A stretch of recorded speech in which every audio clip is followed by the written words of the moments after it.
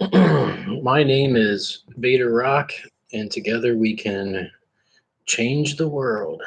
Let's keep going.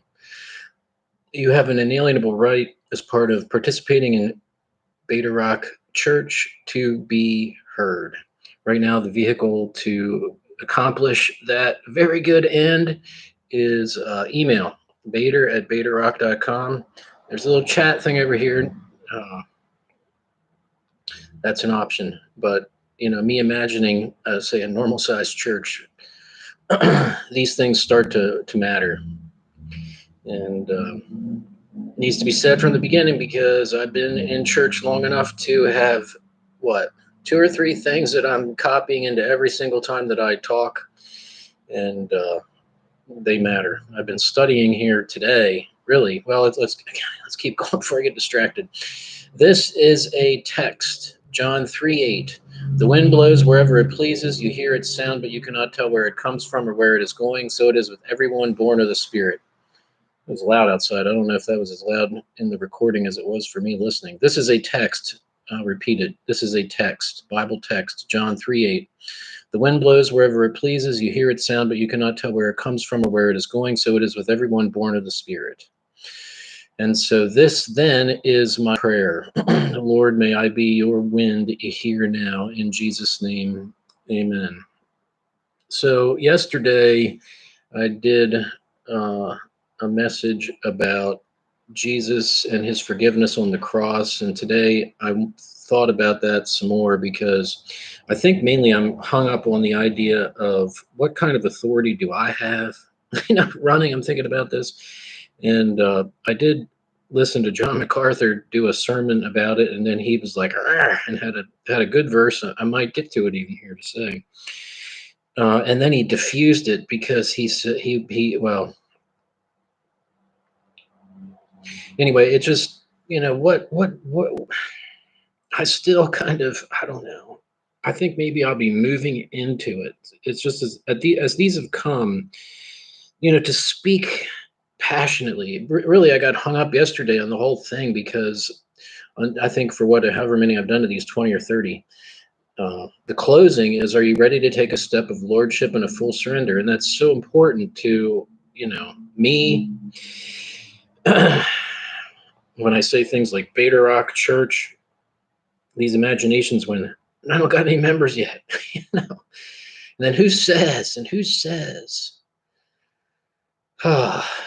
But I definitely want to, and it's just there's no power here unless these are God's words and the authority that comes and all these different things. So to step into this, it just didn't feel so good yesterday, and I think I was again giving ear to what do others think and that dynamic. And here's just what's coming out. Do I Yes, I can read Bible verses, and so there's no question about that. But is there any power? And then today's topic, as I was thinking about what to say, and I honestly didn't like that these are things that I think about. I thought I need to find me, some kids and some older people, and to spread it out and to get to know, other people so that I can. I don't want it to be, what I'm thinking about.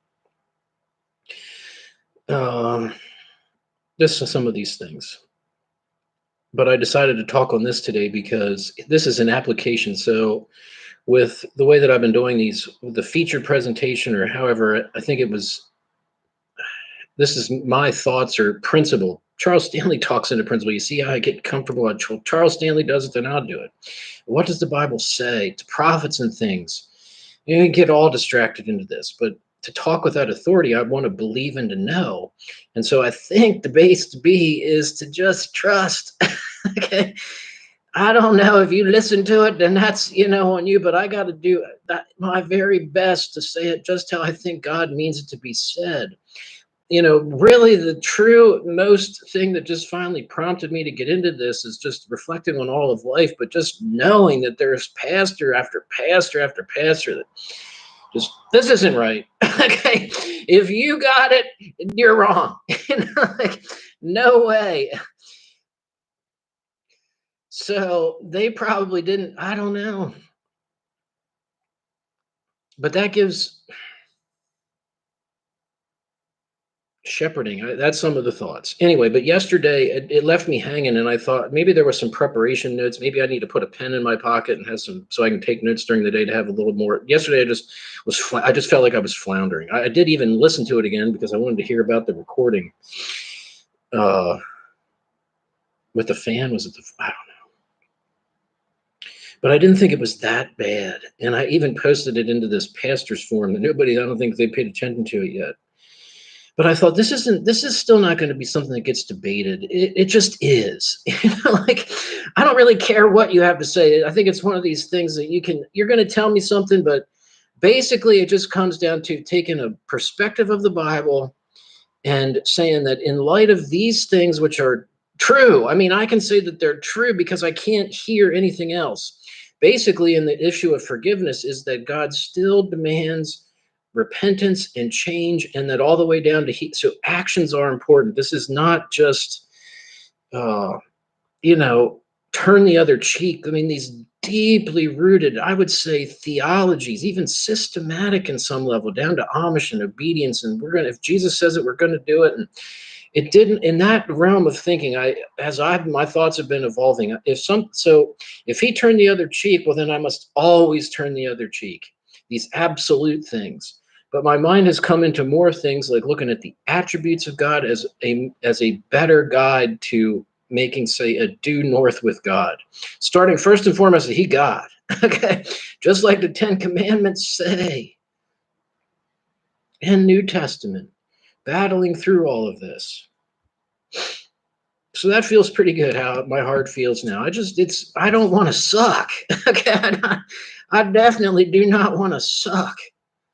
Here's this passage that he was saying. So from Titus chapter 2, the very last phrase here. And I read this quickly.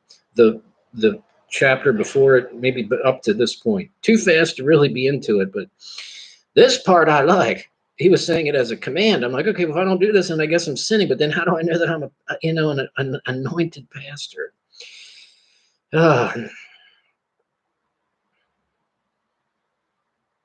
I believe that God knit me together. I believe that the passages in Second Timothy are to elders and to deacons. There's not a direct thing in here about when you're the pastor or the prophet. Okay, prophets tell the truth no matter what. I mean, I think if you Google this, and not in the spooky mystical prophet sense, but we could even look at that. It's on my Facebook. If you click through the 30 pictures in there, I mean. But it just basically says that you're compelled. So when the Bible is saying black and pastor after pastor in a church in American society says white, then that's my job. Do I feel called? Yes, I did. Okay, yes, I do at some level. But could it be clear? I still get mad running, telling God, like, come on, you should be more clear. Could we please have some kind of a sign that makes it helpful and clear? Okay. I even thought, like, I'm not going to say that. Declare these things is what this verse 15 says. Exhort and rebuke with all authority. Okay, well then, with that Amish mentality or Mennonite, then all authority. Let no one disregard you. Okay, well to the pastors I like to listen to, I like them to be, and I can tell, when they are convicted about a topic. And so I'm glad how this feels now. Oh, I don't like to ever suck. And it just wasn't the best. Maybe I think it's a good topic, but this feels a little better. Okay. I thought about deleting it because it was so bad. And I thought, no, we're just going to let it go.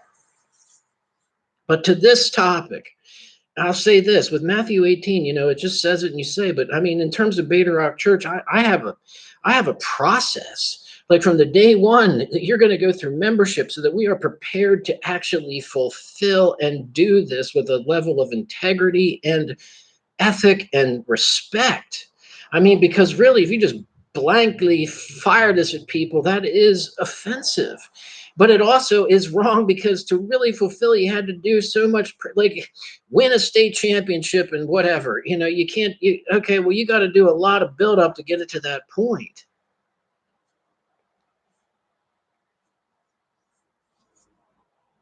That's what I'm doing. But in the same kind of parallel sense, it made me think, no, I mean, I'm just talking and thinking, but I want it to come around right, what I'm saying here in a frame of mind. Because this matters. 50% divorce. Let's show this. This is my audience of one that Jesus is all I listen to. And this here is 50% to 20%. I mean, I can't twist my arm, but you can kind of see it. It's on Facebook. Okay.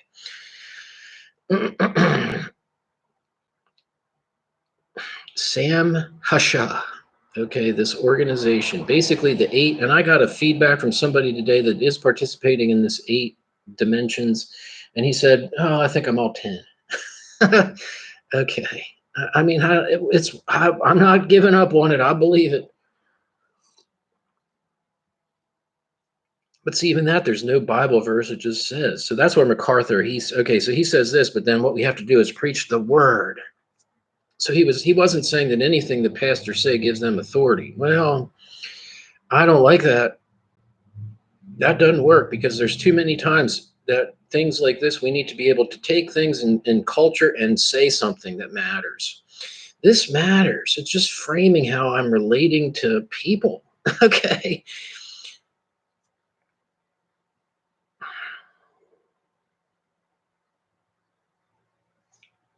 It's good to be social.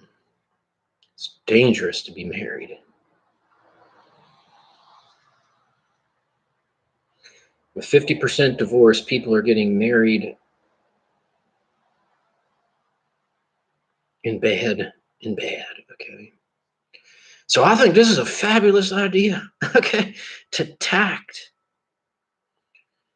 And what I see in my own experience, right? You have all these friends, and how Facebook, I mean, where was I at when I first heard about Facebook? I think I was at work in 2005, something like that. When did Facebook come out? Maybe 2008. And it was fun. I mean, I just couldn't believe all this. And so, these people that I had known, and wow, and getting connected, well, maybe we can, but it was a flurry of things that, in hindsight, it's just, you don't know these people. I mean, okay. And then there's some kind of social meaning with it. And I mean, I think there does mean something. Okay. But at the end of the day, when I was in jail and experiencing life, and just when principles of the Bible became the driving factor, like when I am in jail and thinking about things and just deciding, to basically do the call that I'm inviting you to do at the end of every single Beta Rock message. Are you ready to take a step of lordship and a full surrender? I refuse to give that up. Even when I talk to all these people that are just normal, old, regular people, okay? Somewhere here, I want to shy. I'm telling you about the pressure to shy back and think, well, we got to fit into something and to be liked. And I mean, I'm not trying to not, what do you say? I want to be liked, but I'm staying within principle, because how do you really stand up against God? The Bible should be an authority of all things good. Down to, I mean, there can be, that's where these attributes, I mean, should somebody else give better advice than a pastor or the Bible? No, no, I can get, but at the end of the day, it's either the church should be the resource to any issue. I mean, I'm thinking even now baseball. How can we open up the Bible? I mean, I love baseball. It's one thing that is definitely not in the Bible. Boxing's in the Bible. Paul says about, train as though to win some kind of, a boxing match. Okay. There's no baseball in the Bible. Okay. But as I think about it, even in that, to prepare to win, well, that's applying a good principle. And then even to winning, and there's just so many things, like if I would be a coach of a baseball team, or really, I mean, even, I don't know, it's just, we want to win. Christians would want to win, not to be nice. We want to win. We want to win with integrity. We want to win on that Matthew 7:24 and 25 rock. I just won't move off of that. And these people I've just taken a tack to go after, say the most interesting, or I want to really like these people, not to be doing it as a duty, but because I really like them. Okay, I really like them. And just even to do that, and that's just like, well, look at this. I don't know, this isn't easy. Okay, I don't know, but It feels good. Okay. And at the end of the day, I'm still going to be with Jesus. I'm not going to be persuaded into whatever here. In fact, I'm going to stand courageously here and say something today that I think is to tact the very essence of God. It's not the word of God, but it's biblical and through and through. And so in Beta Rock, we got a green half sheet of paper to regulate disagreements and disputes and sin. Hamartia, to miss the mark even by the smallest amount. So this is just, I'm so proud of that. I mean, I've given this a lot of thought, Beta Rock Church. My website is, you could email me and I'll give you the preview version. It just is right now. I got an email there. It's close now. I mean, we're down to some pictures.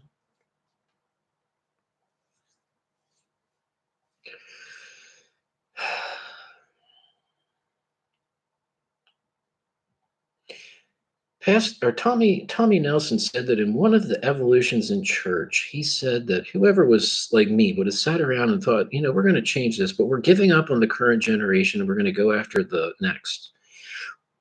That comes to mind with what I'm going to say here. I said I want to have 12 friends. I think that that's a model. Can a person handle 12 friends? Can a person handle 700 friends? No. Okay.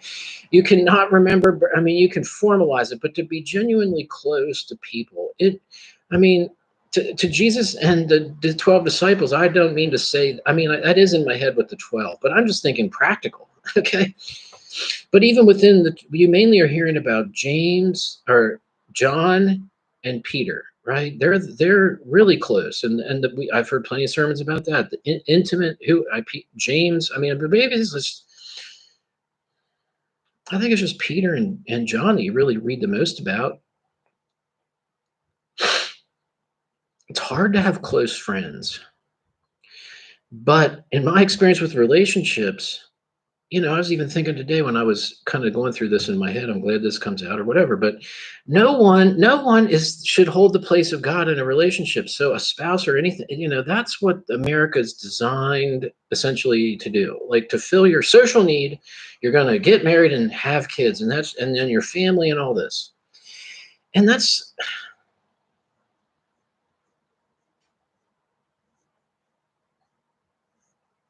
I'm not against that, although I won't marry anybody until we get some things straightened out about things. I'm not going to talk about, I'm a pastor and I ain't marrying anybody. In fact, this one guy that worked today, I'm like, well, maybe he might ask me to, ask me to marry, because that could be, he'd say it nice.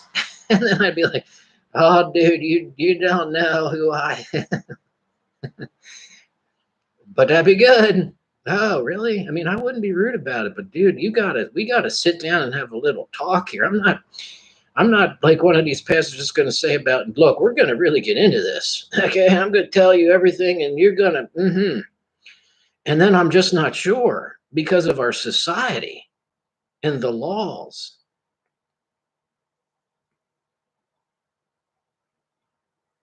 So that's huge. But that's not what I'm talking about with these friendships. I'm talking more practical, because to put anybody, kids, family, anybody over God, that's a sin. That's the first and most primary sin. Thou shalt have no other nothing God, nothing above me. I just see that. And I think it's because social is such a natural and good part of a human's experience. We want relationship. We want close relationship. What's that movie? Up, with the I think of that. Some of the sweetest things when you die and you're old and to go through life to get the sweetest little story. Wouldn't that be nice? We all want that. I believe that we all want to be loved. And then even today, like yesterday when I was starting to think about this, I Googled and watched a couple of YouTubes about people talking about, what did I say? Good, genuine friendship or something like that. That's what I Googled. And the stuff that they got out there, it's almost kind of like what I hear in church, but like the one lady said about being genuine, and they're not wrong. They're really, that's really freaking good. But to actually do that, and that's all. But what the basic tact here, what my thinking, okay, and this is, I'm again thankful this is coming out, how, because I want to say this and I want to say it sincerely, like it is the very word of God.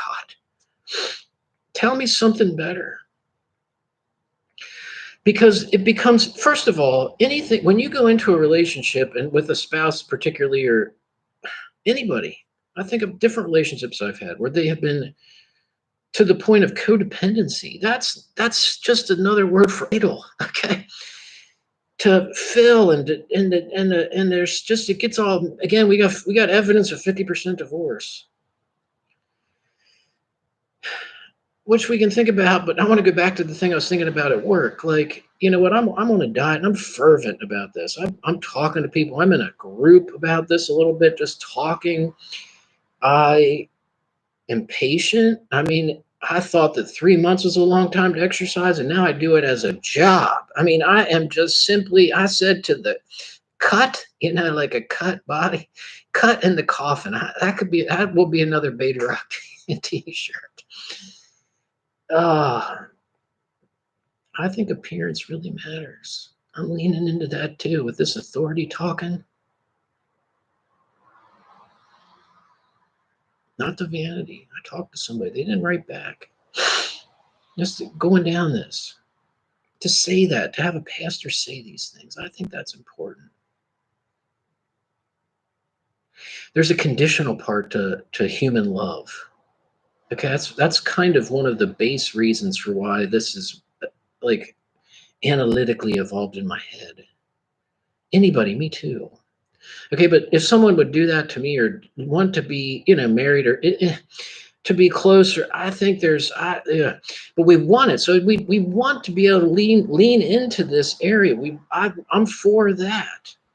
But with my dieting example here, and I'm not saying it, but well, kinda like we're sinners. So you're giving. I've seen a lot about this actually. Like they say when we think, because in sexual addiction they always are coming up with different ideas about problems. Okay, so like here's a whole person, and so we're half people. We're not. We have flaws or whatever. So we're broken, and we marry a broken person, and then that didn't work. Okay, well, right, but that's not. What do you do with that? What I think is that we lean into that. Like, okay, right. So then we shouldn't burden a spouse with all that emotional obligation. Okay. We should have 12 friends. I mean, what did I say? What did I say? Something about a model. Yeah, a model for friendship. I'm talking to people like this. Like, I like you. Okay. Even with guys, it's strange. A little. I mean, like, if I say something to a lady, would you like to be my friend? Okay. Well, that carries all this baggage of all sorts of things. I could speculate. But then when I do the same thing to a guy, I mean, the Bible says about a holy kiss, right? I said that, I think, in one of these things. But no, we need to have 12 intimate friends. Why? Okay. Because the burden is carried by that makes more sense. Okay. So it eliminates the idol problem, and practically it spreads out the burden. We don't need to be a burden, but yeah, there is a give and take, but to fill, and we have needs, we have social needs. I think it's a fabulous idea. I just don't think it can be any more than 12. I mean, we'll see if I can pull this off and get me some friends. Right now, I would count really. I'm trying, but they're fresh. I mean, I don't know. Not really. One, maybe two, kinda. I'm not giving up on this.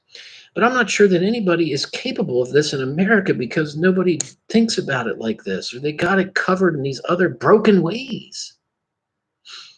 One of the ladies that I said something to, is married, and that's where that thought of Tommy Nelson comes up. It's like, I can't get into this club. It's not that I'm trying to I mean, I don't know if you believe that, but look, I'm just not.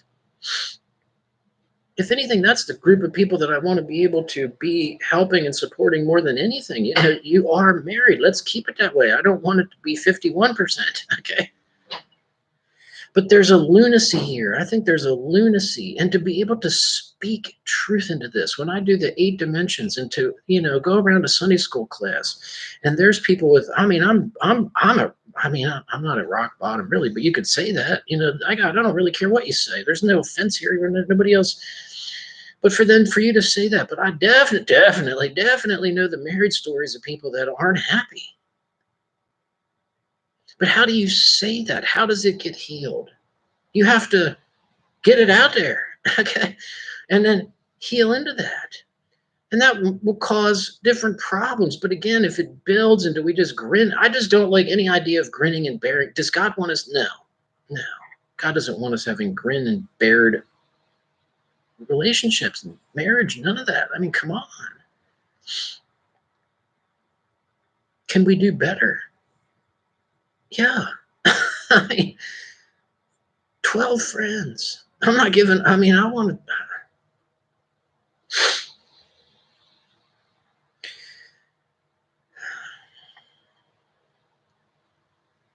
to. I did read, and we're going to go through that now.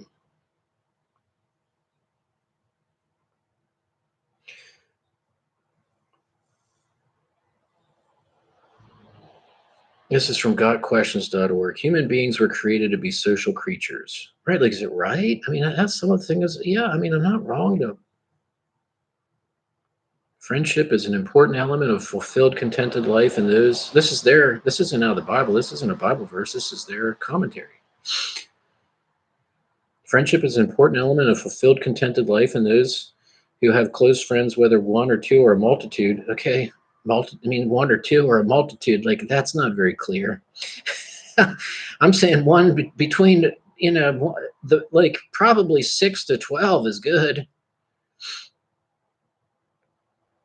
Will usually be happy and well adjusted. At the same time, those who call themselves our friends may cause us grief and hardships, constantly disappointing us.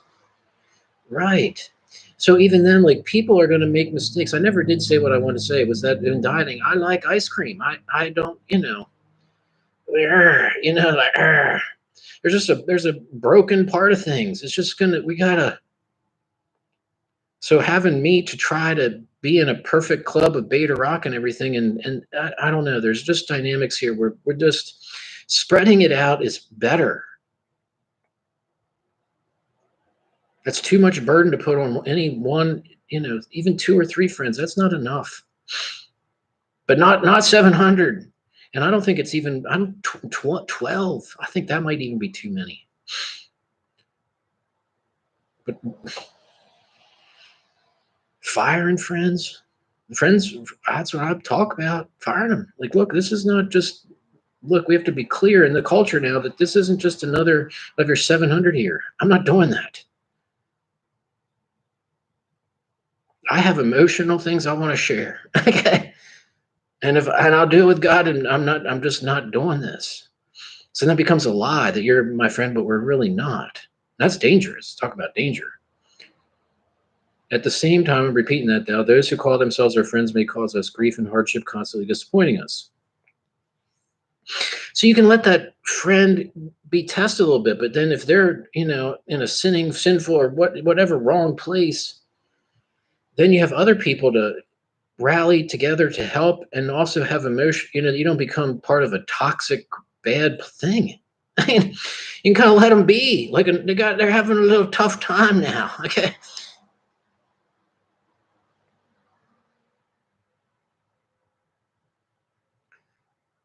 Boundaries. Whew.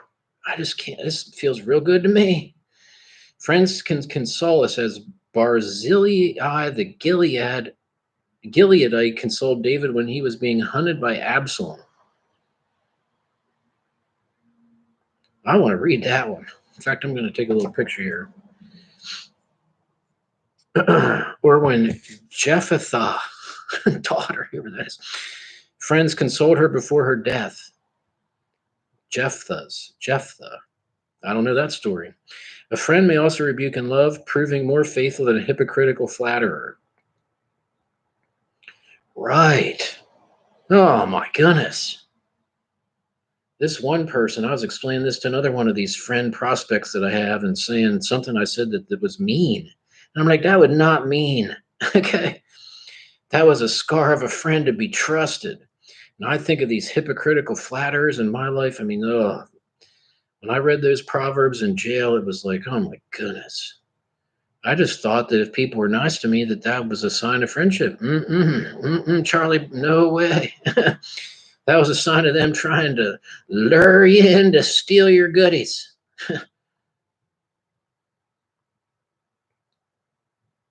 Guys in jail really understood that.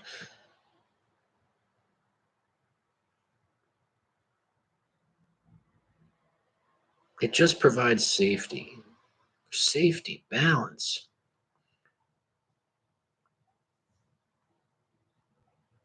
Sam's for it. I was thinking of this talk show. You know, that's most some, not everything. TED's talk. I did some kind of TED's talk. I mean, I spent like 5 minutes and just like, I'm not listening to this. This is ridiculous. They weren't really, I was thinking, because then I thought of this one daytime talk show that I had watched one time about some kind of something, and thought, this is a show about flesh. You know? So the fact that Sam Hasha, I mean, that's not biblical, but come on, you can't argue that that was, no, they're really sincerely looking at things. They're not asking what you want, they're asking for needs and this kind of stuff. And these words are important. So I think it's okay to preach principles, right? I want to try this. Jonathan's loyalty to his friend David exceeded that of his own father and his own ambitions, right? I know that's right. Nothing ever where David was nice back that we know. I don't think.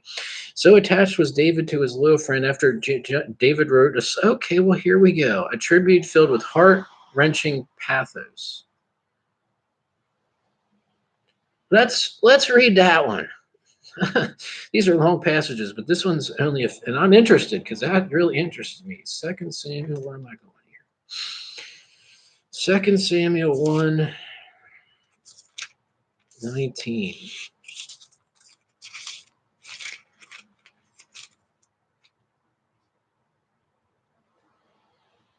David took up this lament concerning Saul and his son Jonathan, and he ordered that the people of Judah he taught this lament, and he ordered that the people of Judah be taught this lament of the bow.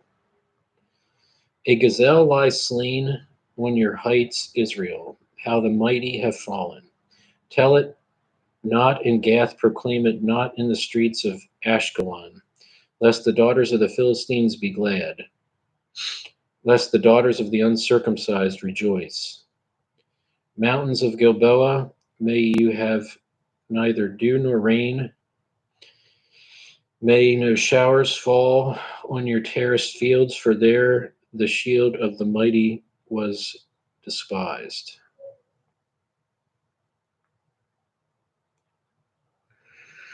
The shield of Saul no longer rubbed with oil. From the blood of the slain, from the flesh of the mighty, the bow of Jonathan did not turn back.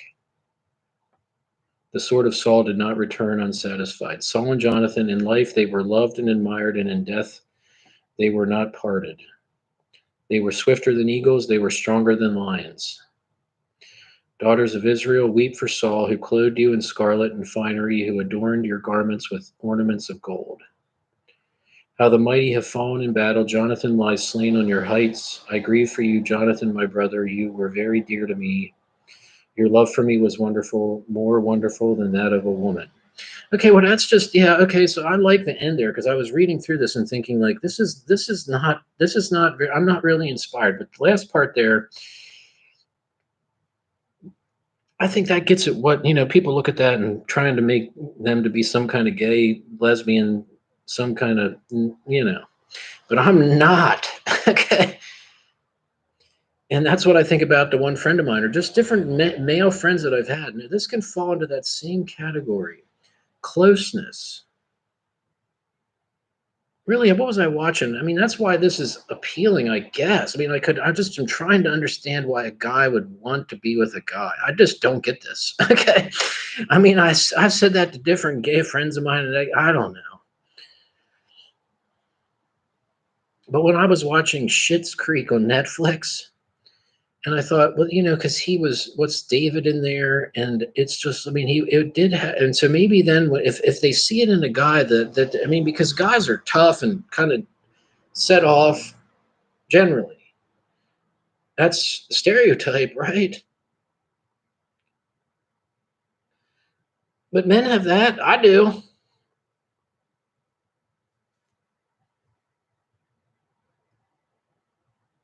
So to have space for that, 12 friends. It doesn't have to be all women. It can be guys, should be mixed. Okay, mixed. This is an evolution of my Mary Magdalene thinking. Balance, balance.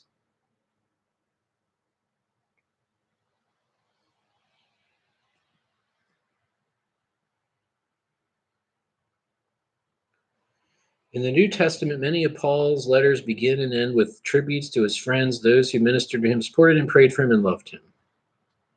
Okay? And really, we'll see what comes of this. But I just thought, well, the Bible doesn't really get into friendship, not to this level. It doesn't get into church discipline about how to administrate it. Okay. I came up with my half sheet of green paper and this stuff. And the membership, knowing what you're getting into, staying true to doctrine, having rules defined by the Bible, trying to run the whole world based on believing that the Bible is trustworthy. If it's just la la and fake, I mean, right out of the gate, people don't have it right. I think that's all just to say. I mean, that is all just to say. It's okay to be principled. I'm preaching to myself now, right? I mean, I'm feeling my way through this scary terrain. I don't want to overstep my. I'm not God. Come on here. This is good. Friendship can. We'll see. I mean, that's what I'm lacking is a chance to try it out. Friendship can have its negative aspects as well. Suppose friends, okay, can lead us into sin. As the people I was thinking about when I read this earlier today, as when Jonadab persuades Amnon to rape his half sister Tamar, a friend can lead us astray in regards to our faith. Oh, that's true. As they sometimes did in Israel, leading others to worship false gods. That's where, I'm just staying true. Okay, I want relationships. I want a 10 out of 10 in all those 8 categories, social being one. Do I care about it more than any of the others? I don't know. Are they all equal and good? I mean, I want to get a nicer house and I want to improve my finances, but I was thinking each of these things I am patient. Like, I mean, we can't rush here. But I guess with social too, it takes time. I guess. I don't know. I'm ready to go. That's why I don't know. I do know patience is good. But I did trust Christian people, just lots of Christian people. That was it. Are you Christian? I mean, Charles Stanley even said it in this sermon. This was talking about.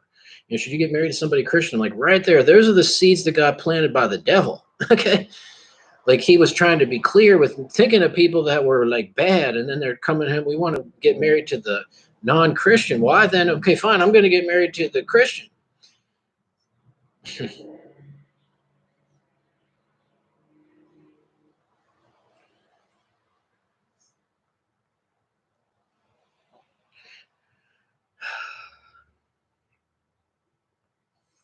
Pervasively, I'm glad that comes up into my head a little bit because it's just about living a life on the rock. It's not about doing the 12 steps of friends as part. I mean, the basic underlying thing to everything good. I'm glad again. This is it. I mean, I want to have a convicting message. I want to have a compelling message. I want to have a passionate message. I'm pretty passionate about the friendship. I am a lot passionate. But even in that, I'm not good because I gave good friend advice. Tommy Nelson said he became like the sex pastor and then he shifted to the depression pastor. I want to be the Lordship, God and heaven and hellfire pastor guy.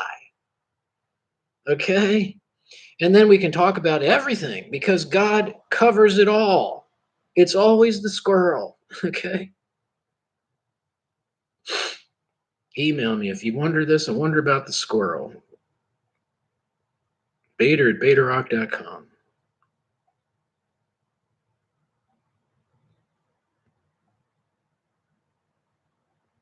A friend can lead us astray in regard to our faith, as they sometimes did in Israel, leading others to worship their. So okay, so that's true. But what the a deeper thing here is to say, dude, get an audience of one tattoo. Okay, look, friends are a component of life, but they are not God.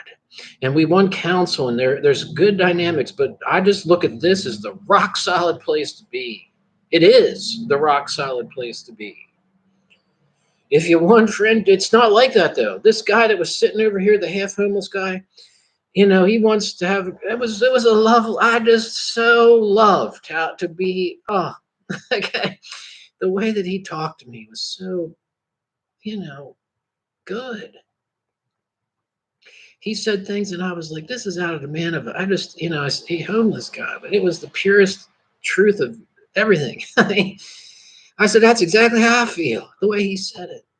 Wanted to test and then trust. I mean, test and trust, they sound pretty the same. So I said, you did say that. I want to make sure you didn't miss your words. You wanted to trust, but you wanted to test.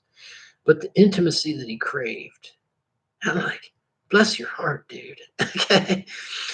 I'm onto your game and other things. But patience. I mean, even with this guy, I asked him to get together again. Passed him.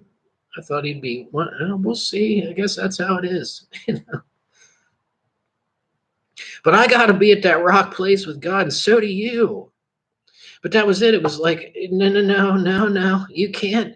If you get it out of order that you want the relationship over God, that's a recipe for disaster. So this thing that everybody wants so, so deeply, and hear me now, even giving wonderful ideas about it. But when I look at this here and think about those friends, the problem wasn't the friend necessarily. Okay, not fundamentally. The fundamental problem is that I didn't trust God. Matthew 6:33 has been on my phone since a long frickin' time. Seek God first, Matthew 6:33. That's cemented in my head.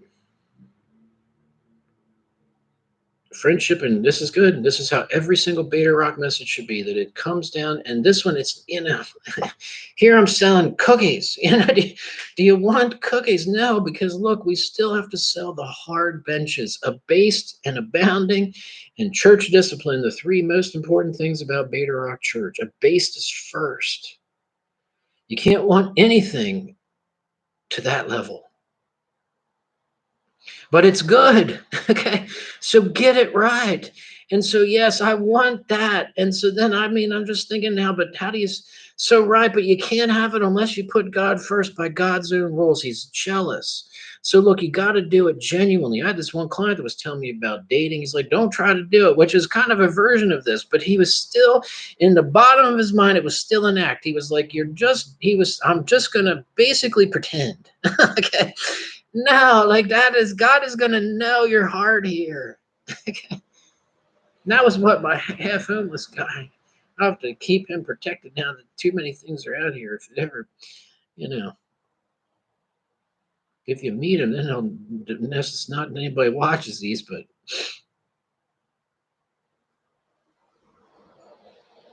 you got to really get that straight. You got to really get that straight. I remind myself of it all the time. Everything is fine, and it feels really good. Then I'm fine. I'm not dependent on this. But I want it a 10 out of 10. Do you feel that pull? I feel that pull. I can say it, but I see it. Okay. Get the Lordship right. I mean, God even promises, now think about it, seek me first and you're going to get all the stuff. But seek me first. I mean, you got to definitely know in your own heart. So that's more easy. Like, oh, yeah, I do want that. Okay, well, who wants to take a step of Lordship and a full surrender? And can you do that? That's what I'm interested about Beta Rock and how this comes. Like, I got this friend and he won't, just look, I don't know. Not dealing with bullcrap. I don't know. I really don't know. But I know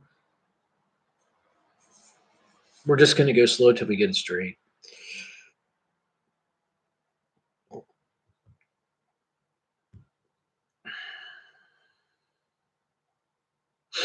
In those days, such an act was punishable by death. Even if our friends do not lead us astray, they can provide false comfort and bad advice, as Job's friends did, making his suffering worse and displease the Lord.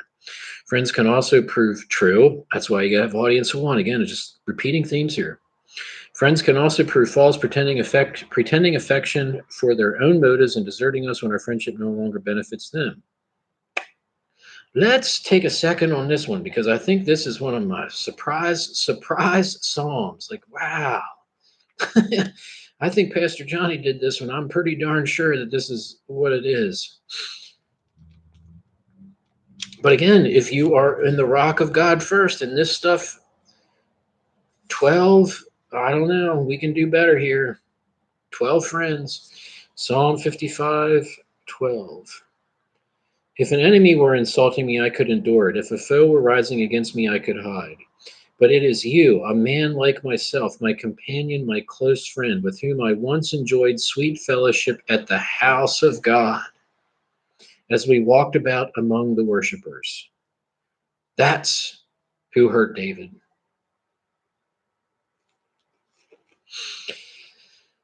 So if you have 12, it diversifies your risk. Okay. Friendship can be broken down through gossip or grudges, and there's verses here. You can look it up. Friends should be chosen carefully because, as Paul told the Corinthians, bad company corrupts good character. Proverbs such and such contain warnings about friends and how we should choose them. We are not to associate with those who entice us to do wrong, no matter how appealing their friendship seems to be. So I don't know the end. Do you think it's going to end on a happy note? Should sermons end on a happy note? It ends on a happy note. Those whose feet rush to sin should be avoided. The path they choose is no place for a Christian whose choice should be to follow the path of righteousness. Only that path leads to friendship with God, which is the ultimate goal of a Christian. The path of righteousness. Beta Rock Church. Righteousness over relationship. There's powers here. There's powers here.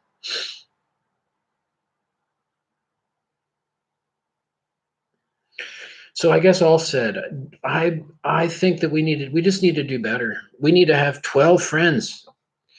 That's what I mean, yeah, this is again, it just comes to mind. Who says this stuff? But I've heard it more than once from pastors. If somebody dies with 5 close friends, you have like a lot, right? Because we're not preaching into it, we're not talking about it. It's going to deflate the place of a husband and wife for the good of everything, for the good of the marriage. Yeah.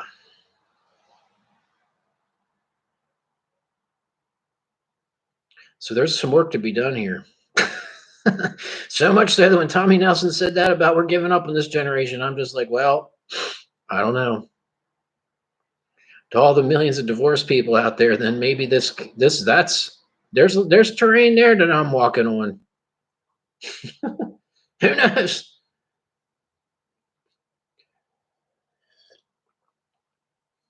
But right, to have authority in these areas and to not be persuaded.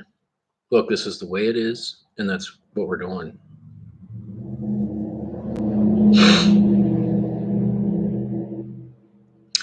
So